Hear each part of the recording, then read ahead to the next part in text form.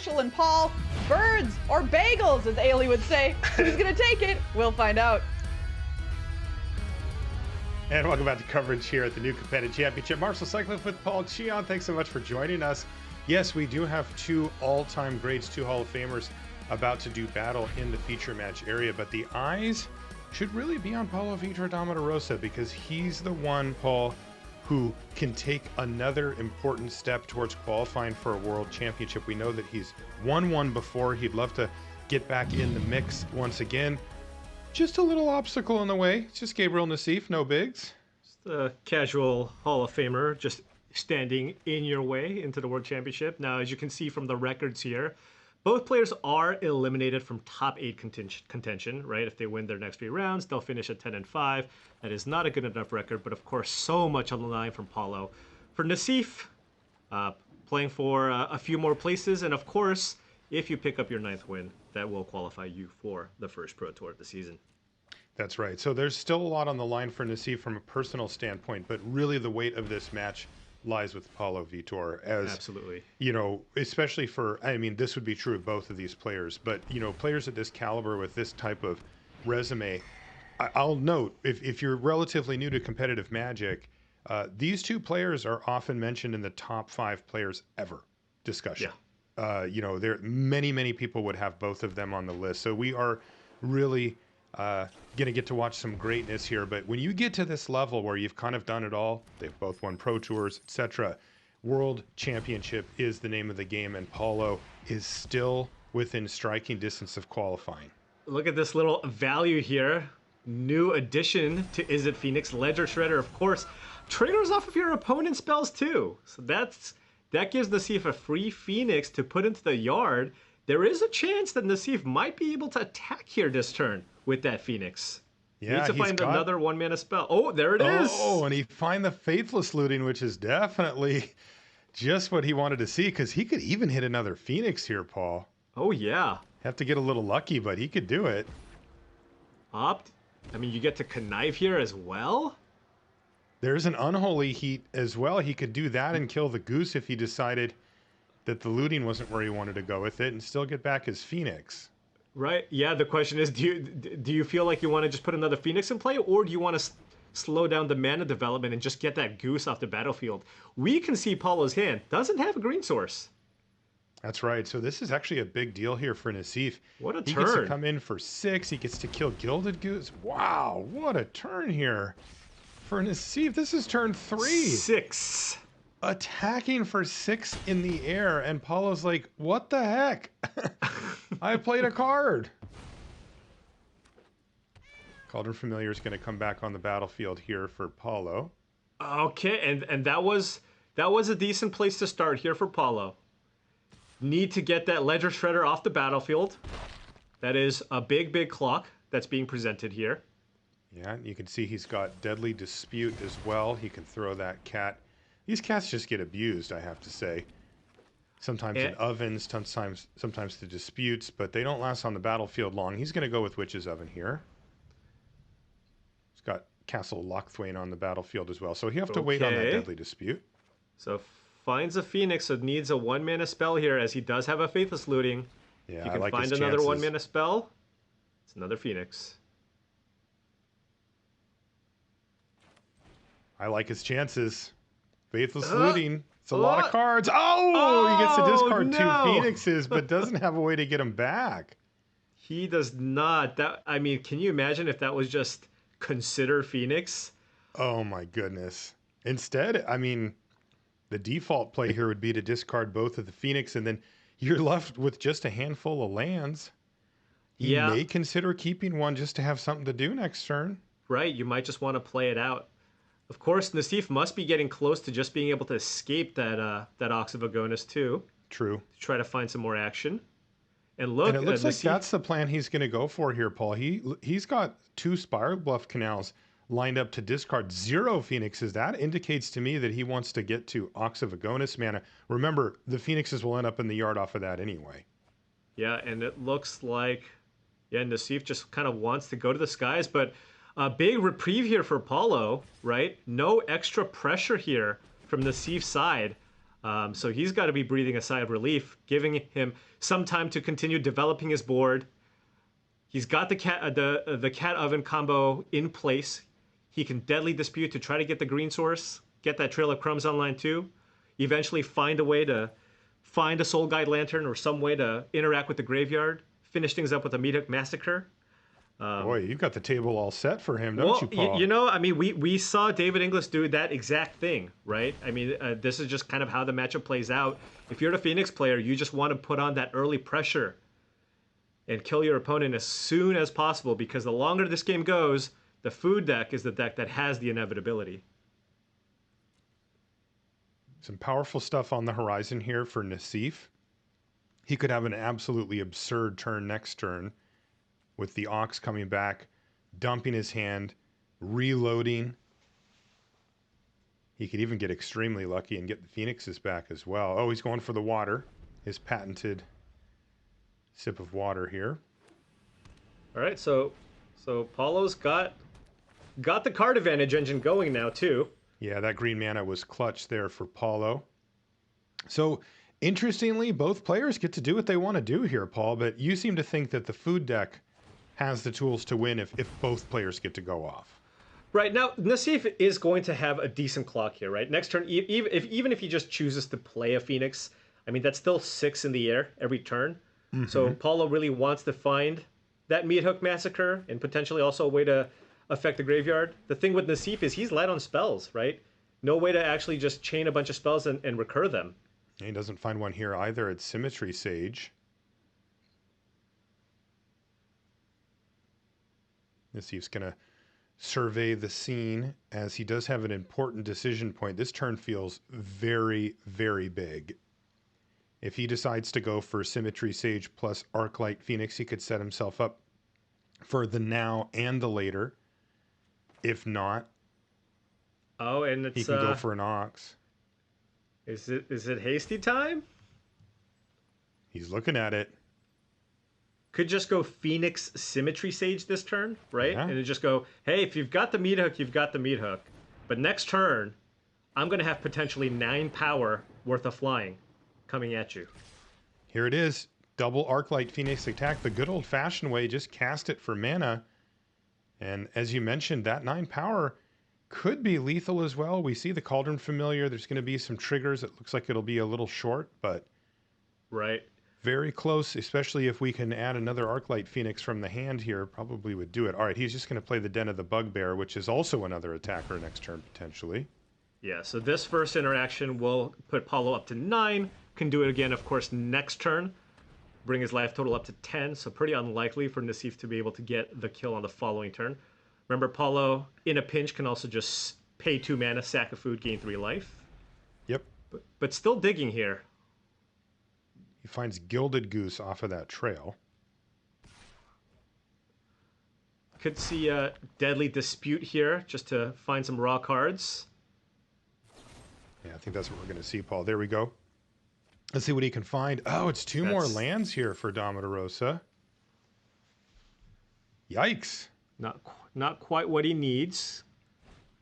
He still has a good amount of action going. Gilded Goose will add another food. He still has a Cat Oven combo with a Trail of Crumbs. I mean, this doesn't lose very often, right? Like, no. when you and I do coverage, Paul, if those 3 cards are looping, it is very rare to beat that. Nassif is going to have to come up with something pretty special. He's drawn all 4 Phoenix now. Okay, so now, can you find 2 more spells here with this Faithless Looting? You can. Gotta be lucky. Right? The alternative is Escape Ox of Agonis. Play your land first. Escape Ox of Agonis. You have 3 draws and 4 mana available to potentially cast 3 spells. It's just tough, right? Because you got to go perfect to get back the Phoenixes. Right. I mean, the other line is, of course, just play Phoenix. Yeah, right? this has been working for him. It is a lethal attack. It won't kill Paulo this turn, but this is huge pressure coming in from Nassif. And you're probably going to see a Cauldron Familiar return here, unless Paulo is going to choose to also chump block here with the Goose. But Paulo really needs to find a Meat Hook Massacre here. He sure does. And maybe even something along the lines to interact with the yard. That would probably lock it up, right? If he could do both of those things. But right now he has none of it. Yeah, yeah. If he finds Meat Hook plus Soul Guide Lantern on That's this next GG. turn, then yeah, I think it's going to be pretty tough for Nassif to come back from that. He has some looks though, right? Like he's got the Trail of Crumbs and a land. It's also a Phyrexian Tower. So that could be does. 2 mana and a treasure sitting over there too with Yep. 2 food. So he gets to see some cards.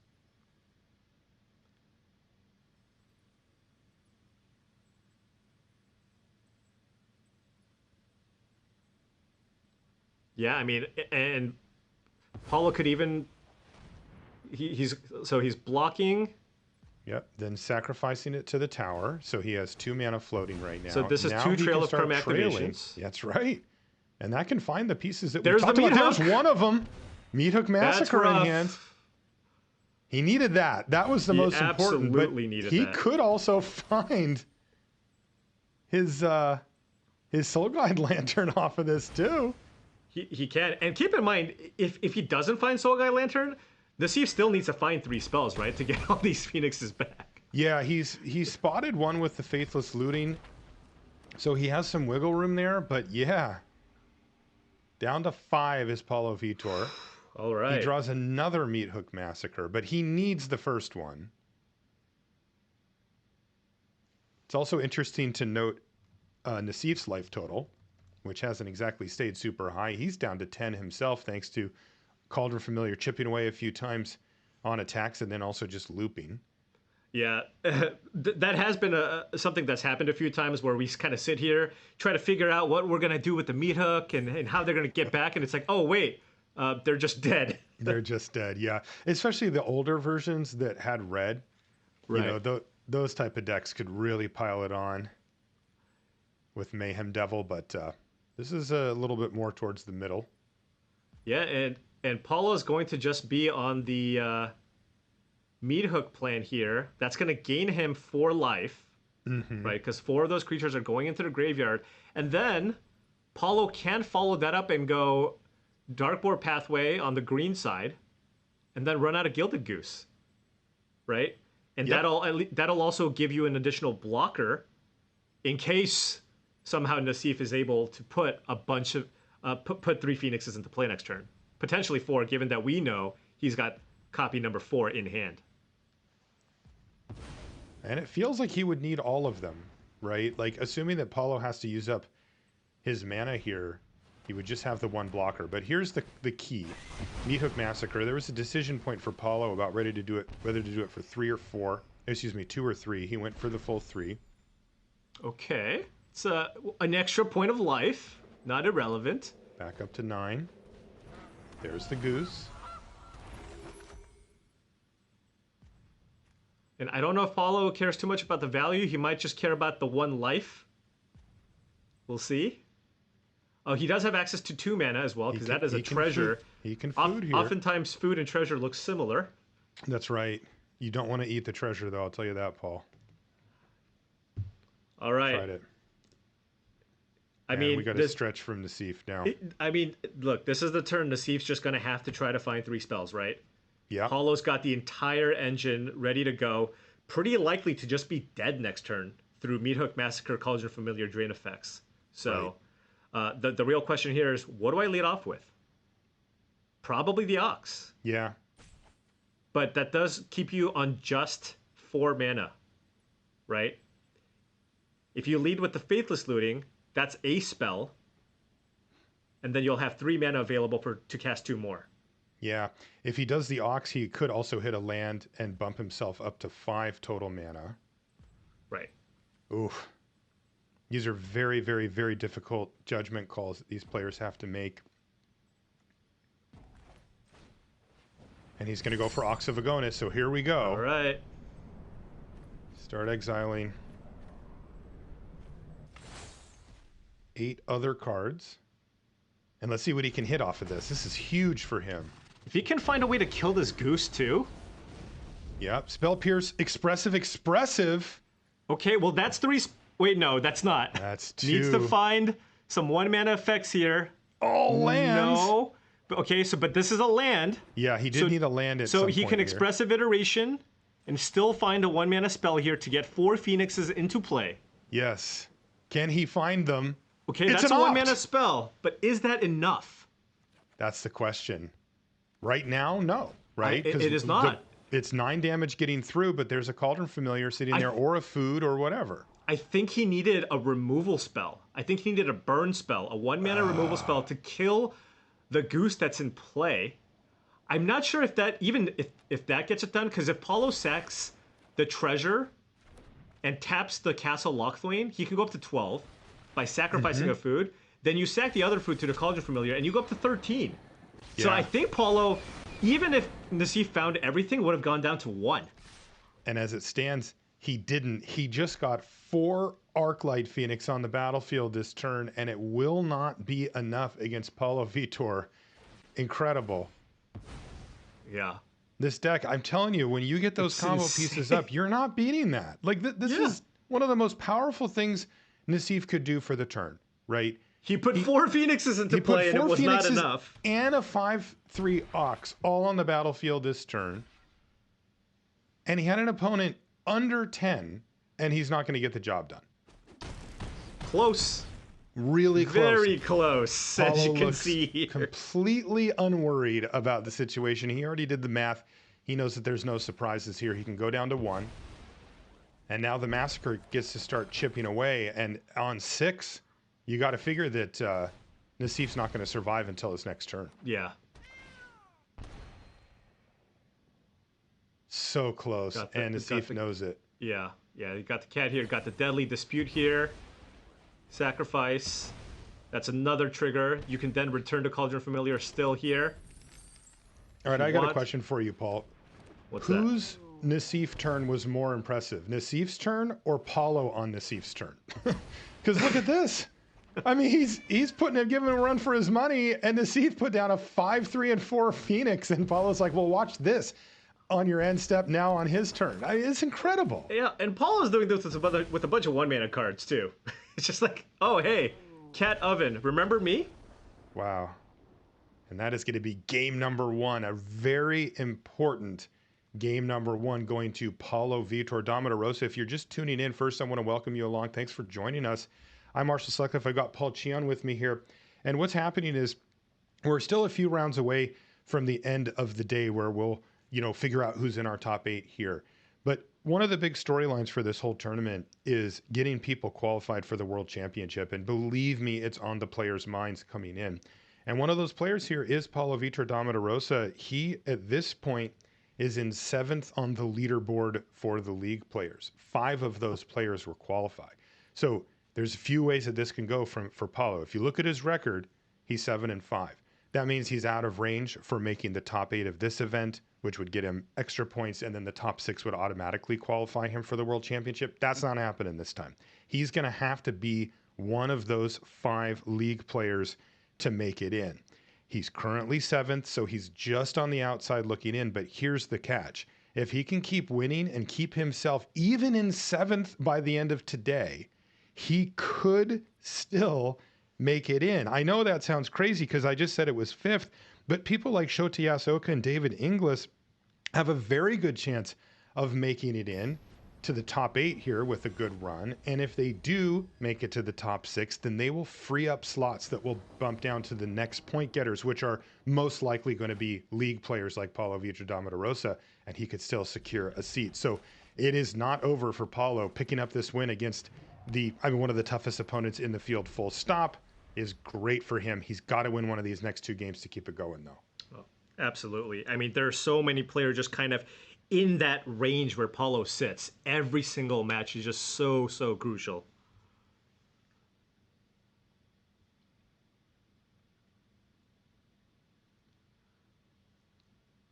Okay, get things underway here for Gabriel Nassif. He's got Opt. Let's see if we can find land number 2 here. No 1-drop there for Paulo. Okay. Or he chose not All to right, play there's one. a land. Nassif might be considering just passing because Paulo's representing a fatal push here, right? So which is Perhaps exactly you what just he's got. perhaps you just opt, and then next turn you can play Ledger Shredder with Spell Pierce up. Kind of like that line, Paul, and so does Gabriel. He's going to go for He's opt here. only seeing blue sources, but might still want this here. Okay, no. All right. Okay, and continue to dig. There's need one to thing find this another deck's really land. good at. It's spinning its wheels. Yeah, that's right. That's kind of the name of the game. Paul is going to go for Tormod's Crypt, which plays around Spell Pierce, and it's a nice thing to have on the battlefield. But Trail Crumbs does not play around Spell Pierce, and he's going to get pierced here. And Nassif's going to really want to land here to potentially go up to a 2/4 Shredder. And wow. He hit it. That was a nice one. Yeah, you see Paulo sat up in his chair just a little bit when that Spell Pierce hit. That's because that's the only one for Nassif. He just has the one copy. And we talked about this earlier, Paul. But, you know, this is a popular thing to do in open decklist tournaments because people have to at least consider it. People like Paulo Vitor are less likely to, right? Yeah. He's more likely to say, look, I know the odds here. You've only got one of them. I can't sit here and give up a bunch of equity and not trying to play around some phantom card that you have as a one of. But when it does get you, it kind of stings. Oh, yeah, absolutely. And that's the thing, though. It's one of those things where mathematically, you just most of the time shouldn't play around it, right? You should just assume that they don't have it. If they have it, good. Unless you're in such a winning position where you can afford to play around it. Exactly. And so, you know, that's why what Paulo did was the right thing to do. But when it does pop up, you're like, oh, man, you actually had it? Because getting that Trail of Crumbs down would have been quite nice here for Paulo. Yeah, definitely. And now Paulo, I mean, he's got a nice assortment of cards, and he's got the graveyard on lockdown here, right? Mm-hmm. He does. But given the Spell Pierce on the Trail of Crumbs, and he doesn't have the Cat Oven thing going, still has a lot of pieces that he's looking for here.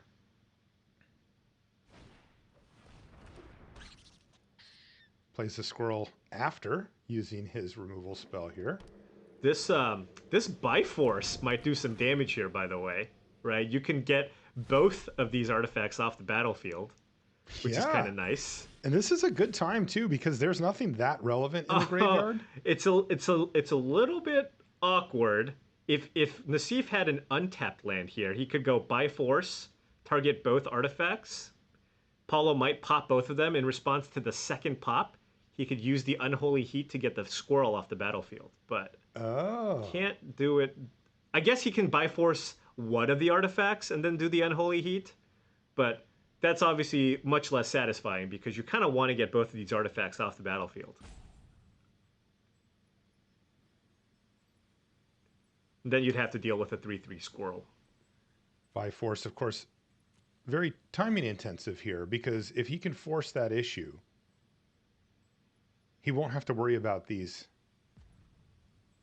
artifacts going forward. And right now they don't do that much. Yeah, he's also considering just casting Unholy Heat and going, Paulo, do you really want to sacrifice both of your graveyard hate cards just to keep the squirrel alive?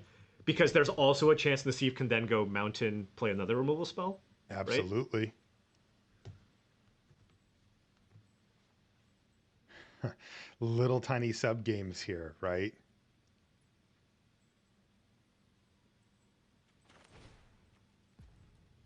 All right, he's going to go for Biforce and just look to take out these two artifacts. Yep. And Paulo's like, whoa, okay. So now we have a 3/3 squirrel. Yeah, that's what's going to be left over. So both of the artifacts are gone. Maybe Nassif looking to run out Ox of Agonis next turn.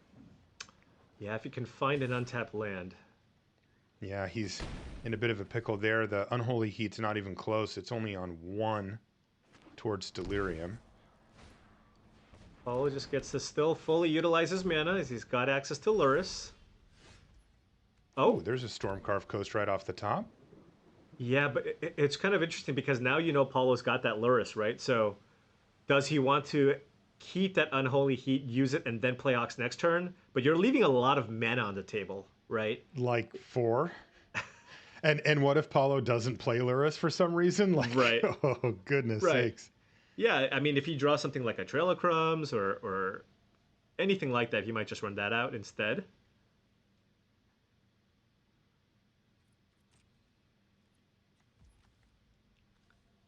Oh boy, Nassif looks like he's ready to take his medicine here.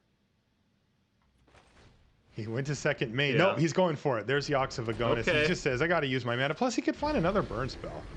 Right? Or threats? Right. Or something. Or lands? Yikes. He found land, unlicensed hearse. At least the lands do something. They both are creatures in one way or another. Right, but not putting a ton of pressure. And this squirrel can get out of hand. Oh, yeah. We've seen these win the game all on its own. Right. There's an active Witch's Oven. There's a Lurrus here. It's going to get back a Graveyard Hate card this turn. So that can make the squirrel into a 4/4. Then, of course, you have the option to sacrifice. Boy, things looking good for Paulo Vitor Damo da Rosa here. Everything's kind of gone his way this game. Even a 2-for-1 from Nassif didn't hurt him that badly. He's got one of the cards back already. Oh, Lurrus. Oh, Only Garden Lurrus. as well. And Now now this that could he's be a got the 5/5. Yeah, now that he's got the Colony Garden plus Witch's Oven, he can Yeah. attack cleanly in addition to the Soul Guide Lantern. Oh no, And another these- unlicensed hearse. Not going to be doing too much here. I mean, it is going to slow down the Lurrus. Lurrus, yeah. Right? You can get the Trail of Crumbs and the Tormod's Crypt, but of course the redundant copy is not really something that you want here. Yeah, it's interesting because it is nice to have, right? Like it allows you to target something on the graveyard and then target it again in response if it were to get used in some way or activated in some way that that was applicable, but it just doesn't do much on the board. Like it's just going to sit there. Yeah, having a second in play makes it better against Cat, I guess, right? Because oftentimes they'll try to return to Cat in response, and then you can do it again. But It's just I such mean, a narrow case, right? and that's the thing when you look at the way this food deck operates. I mean, this is a game where Paulo didn't have Cat Oven. Don't always need it. It can just beat you in so many different angles, and it's really hard to hate out. Sure, you have some graveyard hate. Well, I can still just beat you with my cards. Right. You know, if you had, we've seen people bring in sideboard hate cards like Rest in Peace or what have you, and it's just like, no, now I'm just going to grow my squirrel. Trail of Crumbs is still a great card. It's still providing me value over time. Exactly. And that's what's going to happen here. He drew Trail of Crumbs for the turn. That's going to add to his food count. And the Ravenous Squirrel's going to attack once again. Ox of Agonis can't do anything. Paulo probably going to grow this. Yeah.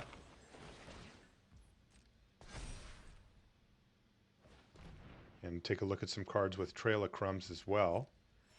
Oh, And, another threat. Right, and if he doesn't have anything else, he can get even more value with the cost of one more mana. You can sacrifice the food to the Ravenous Squirrel, draw a card off of that, and then also get the trigger from the Trail of Crumbs. Yeah, see, it's tough. The individual card quality actually does keep up in many cases. Usually, decks like this that have to get 3 or 4 pieces together to be really good will lose if you don't get all of them. But as you just described, Paul, that's not the case here. Another land off the top for Nassif. This has been a miserable game for him. Yeah, and I mean, we've just seen this even since a few set championships ago, where the kind of the Japanese super team completely dominated with this food deck, where the field was pretty similar. Lots of Phoenix decks, and we really saw the food deck just completely destroy these decks, and not a whole lot's changed, right? We saw some innovations at the last event, where the Izzet Phoenix decks were maybe splashing black for Hidetsugu Consumes All, but a lot more people here are still just going for the more streamlined version with just the straight blue-red cards, and oftentimes that's just not going to get it done in this matchup. Yeah, everybody says that Phoenix is kind of the deck to beat in the format, but boy, food really gives it a I'm run on for team its money. food. Yeah. That it's just, I think a lot of people may also dislike just the way that this deck plays. I think I've heard several people say, I don't really like playing this deck, so I'm just going to choose not to play it.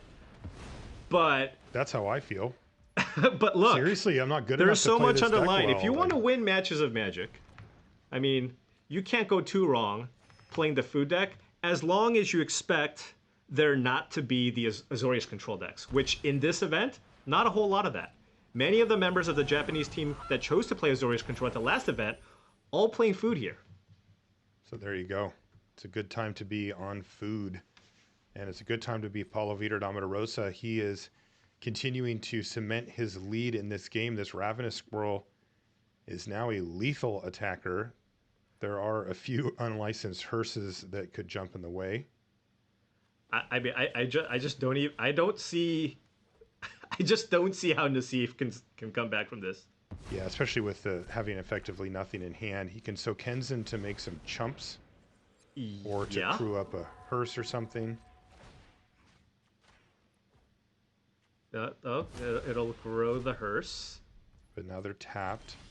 But, okay, and this is a 3-powered flyer. I mean, next turn, Paulo probably won't just because the value of the Lurrus is so high, and Nassif just hasn't been able to find a way to kill Lurrus after all these turns. But could set up a lethal Meathook Massacre. Oh, sure. Right? Clear the board. Yeah, when you've got your opponent down to 7. The one piece that's missing here from Paulo having already won is a cat. The hearses ideally would have taken care of it at some point. Right. But these squirrels are going to be good enough by themselves. Definitely. And Meathook Massacre as an enchantment, not bad either. And the Gilded Goose, of course, has the other mode of producing food, right? So that will also continue to feed the Trail of Crumbs.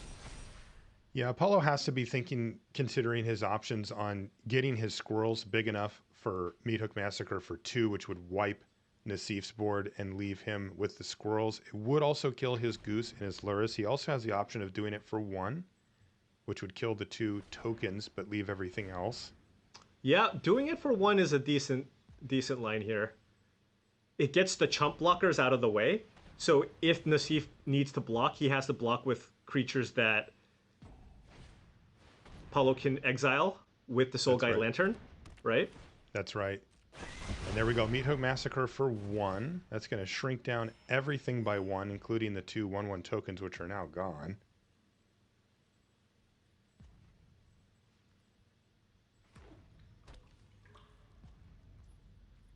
The 6/6 squirrel certainly getting in there. Oh, just get in with everybody. Wow, team coming in, huh? Nassif can... oh, no, he's straight in blocks. I was saying he could maybe crew up the hearse. Yeah, I thought he might. I think they're both on 3/3 right now. Right, but you... Yeah. Okay, so a chump and a trade. Lurrus is off the battlefield, but probably wasn't doing that much because of the hearses anyway. And it's 26-4 with what, a 7/7 squirrel, 3/3 squirrel. Yeah, I mean, there's just no chance. There is no chance here, and Gabriel Nassif is going to concede, and that's huge for Paulo Vitor Damo da Rosa.